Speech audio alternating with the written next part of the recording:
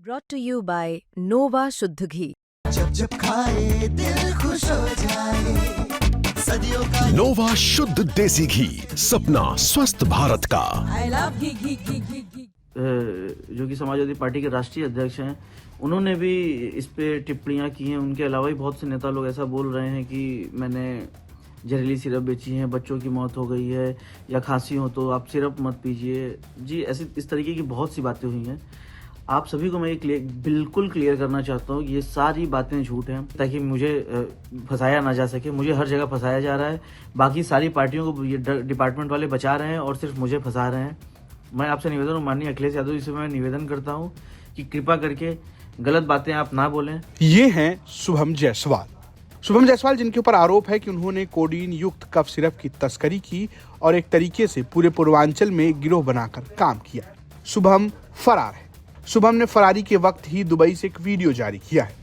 इस वीडियो में सीधे सीधे अखिलेश यादव का नाम लेकर खुद को बख्श देने की मांग की गई है। नेताओं के प्रेस कॉन्फ्रेंस में मेरे बारे में बोला जा रहा है कि मैंने जहरीली सिरप बेची है, जहरीली दवाओं का मैं क्रय विक्रय किया हूँ। मेरे द्वारा दवा बेची गई दवाओं से बच्चों की मौत हुई है, मासूम बच्चों की मौत हुई है, और भी काफ़ी तरीके की बातें फैलाई जा रही हैं।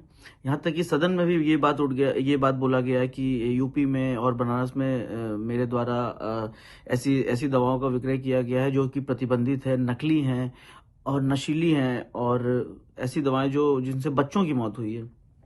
तो जी, मैं आप सभी को ये बताना चाहता हूँ कि ये सारी बातें झूठ हैं।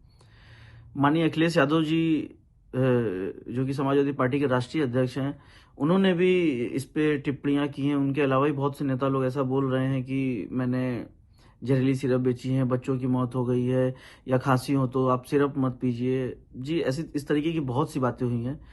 आप सभी को मैं ये बिल्कुल क्लियर करना चाहता हूँ, ये सारी बातें झूठ हैं। मेरे द्वारा ऐसा कोई कार्य नहीं किया गया है। दरअसल कोडीन युक्त कफ सिरप की तस्करी के मामले में यूपी एसटीएफ ने कुछ लोगों को गिरफ्तार किया, जिसमें अमित सिंह टाटा और आलोक सिंह, जो कि बर्खास्त पुलिस सिपाही हैं, उनका नाम प्रमुख है।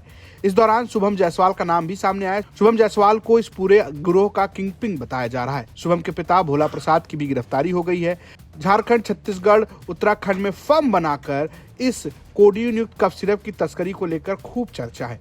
ऐसे में इस मामले को सदन में आजमगढ़ से सपा सांसद धर्मेंद्र यादव ने भी उठाया। उन्होंने कहा कि एक जाति विशेष के माफियाओं का गैंग इसको लेकर काम कर रहा है। उत्तर प्रदेश के पूर्वांचल और विशेषकर बनारस के आसपास, बनारस, जौनपुर, चंदौली, गाजीपुर, आजमगढ़, भदोही का ये इलाका, जहां पर पूरा का पूरा रैकेट चल रहा है नकली कफ सिरप का। और इस नकली कफ सिरप से मध्य प्रदेश, राजस्थान, बंगाल, देश के बाहर बांग्लादेश, साउथ अफ्रीका तक नेटवर्क ने नकली कफ सिरप की सप्लाई की, और जिससे सैकड़ों बच्चे, सभापति जी, खत्म हो गए। जहां का प्रतिनिधित्व हमारे माननीय प्रधानमंत्री जी कर रहे हो, उस बनारस में जहां महीने में कम से कम 4-5 दौरे हमारे माननीय मुख्यमंत्री जी करते हो, और उस बनारस के अंदर एक जाति विशेष के माफिया लोग पूरा का पूरा रैकेट संचालित कर रहे हैं। सभापति जी, 2000 करोड़ से ज्यादा का व्यापार कर डाला। हमें आपत्ति रुपए पे नहीं, लेकिन मैं जानता हूं कि मासूमों की जब जान चली जाती है, सभापति आप महिला होने के नाते इस बात को समझ सकती है कि उस परिवार पे क्या बीतती होगी। इसको लेकर शुभम ने सफाई दी है। शुभम का कहना है कि जिस कफ सिरप को पीकर मध्य प्रदेश और राजस्थान में बच्चों की मौत हुई, वो बच्चों के लिए बनाए जाने वाला कफ सिरप है। जिस कफ सिरप की सप्लाई हम कर रहे थे, वो सरकार से दस्तावेज देकर पास कराई गई थी, और वो सिर्फ अडल्ट के लिए थी। इसका मध्य प्रदेश और राजस्थान की घटना से कोई लेना देना नहीं है। आप देखिए कि ये है फेंसिडिल कफ सिरप। ये एबट हेल्थ केयर का आता है। एबट हेल्थ केयर एक मल्टीनेशनल कंपनी है। जी, आपको मैं बता दूं कि फेंसिडिल कफ सिरप ना ही प्रतिबंधित है, ना ही जहरीली है, ना ही किसी भी तरह की नारकोटिक श्रेणी में आती है। आप मेरे पास डॉक्यूमेंट्स हैं इससे रिलेटेड, जो भारत सरकार ने जारी किए हुए हैं। ये एक सामान्य श्रेणी की दवा है जिसको कफ होने पे यूज करते हैं। आपको मैं ये भी दिखाना चाहता हूं, जो बच्चों की मौत हुई थी,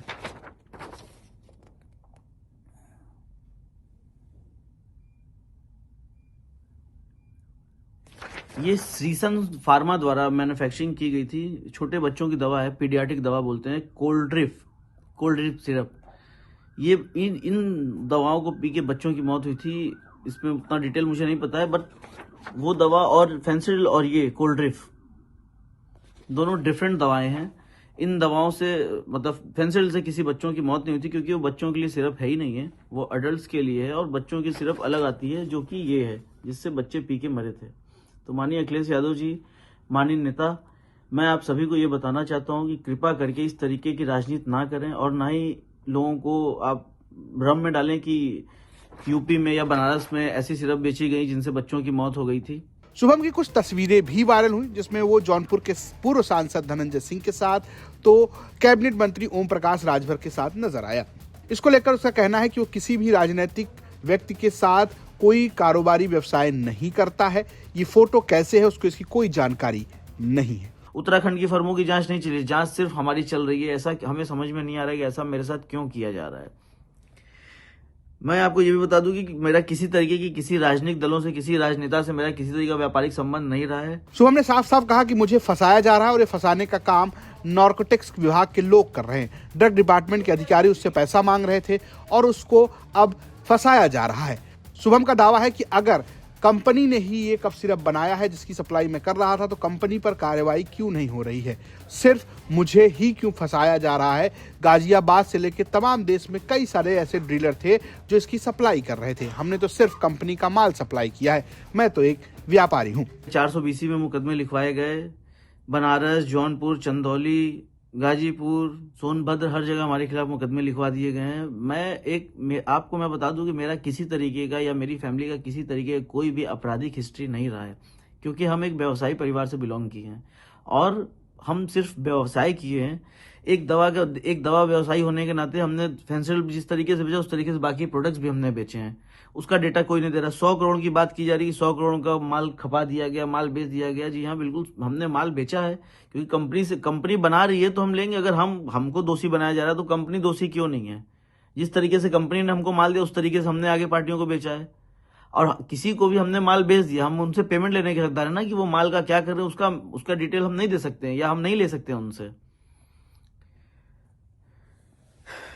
गाजियाबाद, सोनभद्र में भी मुकदमा हमारे खिलाफ लिखा दिया गया। गाजियाबाद में आपको बता दें कि गाजियाबाद में जो भी अभियुक्त पकड़ा गया माल के साथ, सौरभ त्यागी से मेरा कोई संबंध नहीं था, लेकिन ड्रग डिपार्टमेंट्स के कुछ अधिकारी जबरदस्ती मेरा नाम लिखवा दिए थे, क्योंकि वो मुझसे पैसे की डिमांड करते थे और मैंने पैसे देने से हमेशा मना किया, क्योंकि पैसे वो देते हैं जो गलत काम करते हैं। मेरे द्वारा किसी तरीके का कोई गलत काम नहीं किया गया था। ड्रग डिपार्टमेंट्स के बड़े अधिकारी जो हैं उन्होंने जबरदस्ती मेरा नाम वहां फोन करके लिखवाया। अपने वीडियो के आखिर में एक बार फिर से शुभम ने अखिलेश यादव और मुख्यमंत्री योगी आदित्यनाथ से अपील की। शुभम कहना है कि मुख्यमंत्री योगी आदित्यनाथ इस बात की जांच कराएं। वो फरार इसलिए है क्योंकि उसे डर लगता है पुलिस से, और अखिलेश यादव से उसने अपील की है कि अखिलेश यादव उसका नाम न उछाले, क्योंकि इस मामले में वो शामिल नहीं है, उसे फंसाया जा रहा है। दोस्तों देखिए, लोग मेरे खिलाफ बहुत उल्टा सीधा बात कर रहे हैं। मैं किसी तरीके का कोई अवैध काम मेरे द्वारा किया ही नहीं गया है।